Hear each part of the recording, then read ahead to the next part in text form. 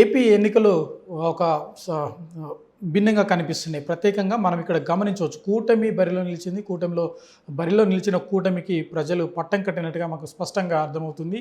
తీవ్రంగా అంటే 100కు పైచిలుకు స్థానాల్లో కూటమి మరి లీడింగ్‌లో ఉంది. ఒకవైపు అధికారంలో ఉన్న వైఎస్ఆర్ కాంగ్రెస్ పార్టీ పూర్తి స్థాయిలో చతికిలబడిందట్టుగా మనకి ఈ లెక్కలు చెప్తున్నాయి. ప్రధానంగా పిఠాపురంలో పవన్ కళ్యాణ్ తొలి రౌండ్ నుండి ఆధిక్యత సాధించడం జరిగింది. తొలి రౌండ్లోనే 4300 ఓట్లతో పైచిలుకుగా ఆయన ముందంజలో నిలవడం జరిగింది. ఇక ఉండిలో రఘురామకృష్ణ ఆధిక్యం సాధించారు. మంగళగిరిలో లోకేష్ ముందంజలో ఉన్నారు. తను కూడా ఆధిక్యంలో ఉన్నారు. అంటే కూటమికి సంబంధించిన బరిలో నిలిచిన నాయకులందరూ కూడా ఆధిక్యత కొనసాగుతుంది. మొత్తం మీద ప్రజలు ఒక విభిన్నమైన మార్కును చూపించారు. వాళ్ళ మొదటి నుండి ఈసారి ఖచ్చితంగా చంద్రబాబు అధికారంలోకి వస్తారని చెప్పేసి ప్రజలు కూడా ఒక ధీమాను వ్యక్తం చేయడం జరిగింది. అందులో భాగంగానే అమలాపురం సంబంధించి టీడీపీ అభ్యర్థి ఆధిక్యంలో ఉన్నారు. విజయవాడ వెస్ట్లో సుజనా చౌదరి ఆధిక్యంలో ఉన్నారు. బొబ్బిలిలో బీబీ నాయన ఆధిక్యంలో ఉన్నారు. తాడికొండలో తెనాలి శ్రవణ్ ఆధిక్యంలో ఉన్నారు. విజయవాడ ఎంపీగా కేసినేని చిన్ని ఆధిక్యంలో ఉన్నారు. తిరుపతిలో బీజేపీ అభ్యర్థి ఒకరు ఆధిక్యంలో ఉంటే రాజమండ్రిలో పురంధరేశ్వరి లీడ్లో ఉన్నారు. 1800 ఓట్లతో ముందంజలో ఉన్నారు. ఇక నగిరిలో మంత్రి రోజా వెనుకంజలో ఉన్నారు.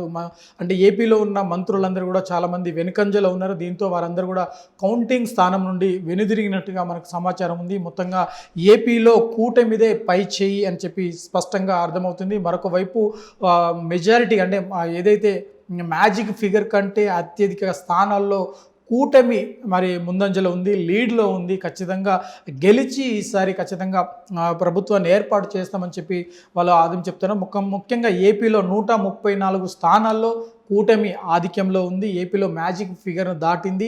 ఈ కూటమి కనుక మరి అధికారం చేపడితే ఎవరు మరి సీఎంగా పదవి బాధ్యతలు చేపడతారు అని చెప్పేసి ఒక ప్రశ్న అయితే ప్రజల్లో ఉంది. మొదటి నుండి చంద్రబాబే తమ సీఎం అని చెప్తున్నారు. అటువైపు వాళ్ళ కూటమి చెప్తోంది. మరొక వైపు ఇప్పుడు ఈ ఫలితాలు పూర్తి స్థాయిలో వెల్లడైన తర్వాత మరి కూటమి అధికారంలోకి వచ్చి ఎవరు ముఖ్యమంత్రిగా మరి పదవి బాధ్యతలు చేపడతారని ఏపీ నేతల్లో కావచ్చు, ఇటు ప్రజల్లో కూడా ఒక పెద్ద క్వశ్చన్ మార్క్ కనిపిస్తుంది. ఇప్పటికే 111 సీట్ల పైన స్పష్టమైన ఆధిక్యత కొనసాగించడం జరిగింది. భారీ మెజారిటీ దిశగా టీడీపీ కూటమి ముందుకు సాగుతుంది. ఈ నేపథ్యంలోనే మరి ఏపీలో ఓటమి దిశగా ఇటు వైఎస్ఆర్ కాంగ్రెస్ పార్టీ నేతలు నైరాశ్యంలో కనిపిస్తుంది, నిరాశలో ఉన్నారు. తాము చేసిన సంక్షేమ పథకాలు కావచ్చు, లేదంటే ప్రజలకు ఇచ్చిన హామీలను పూర్తి స్థాయిలో నెరవేర్చినప్పటికీ ప్రజలు ఒక స్పష్టమైన సంకేతాలు ఇవ్వడం జరిగింది. ప్రత్యేకంగా రాజధాని విషయంలో జరిగిన రగడ కావచ్చు, లేదంటే ఆర్థికంగా రాష్ట్రాన్ని పురోభివృద్ధి తీసుకుపోవడంలో పూర్తిగా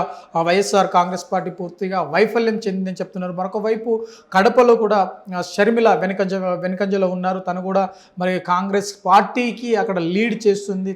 తానే పార్టీని ముందుకు తీసుకురావడం జరిగింది. చాలామంది నేతలు ఎన్నికలకు ముందే కాంగ్రెస్ పార్టీలో చేరారు. కానీ ఇప్పుడున్న పరిస్థితుల్లో స్పష్టంగా కూటమికి ప్రజలు మద్దతు తెలిపినట్టుగా తెలుస్తుంది. ఈ ఫలితాలను చూసినట్టయితే 134 స్థానాల్లో కూటమి ముందంజలో ఉంది.